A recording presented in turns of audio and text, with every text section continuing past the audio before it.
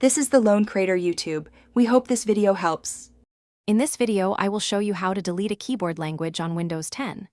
First, locate and click the Start button, typically found in the bottom left of your display.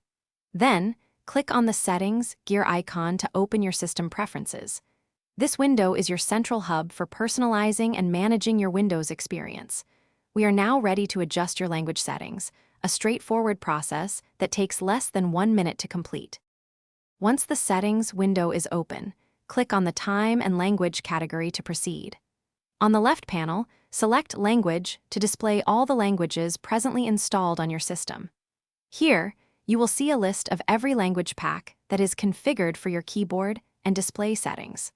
Identify the specific language you wish to remove from this comprehensive list, making sure it is the correct one before proceeding. To delete a keyboard language, simply click on the entry for the specific language you no longer need. An option to remove will then appear. Click this button to begin the uninstallation. If a confirmation prompt appears, select Yes to proceed with the removal of the language pack from your system. The entire process takes only a few seconds, efficiently clearing unwanted languages from your keyboard options. After removing the language, verify its absence by checking the Preferred Languages list within the Language settings.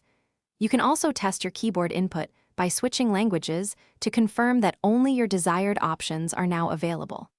If you notice any residual issues, a quick system restart can help ensure all changes are fully applied. This step confirms the successful deletion, providing a cleaner and more efficient typing experience. Thanks for watching. Consider subscribing if we helped you.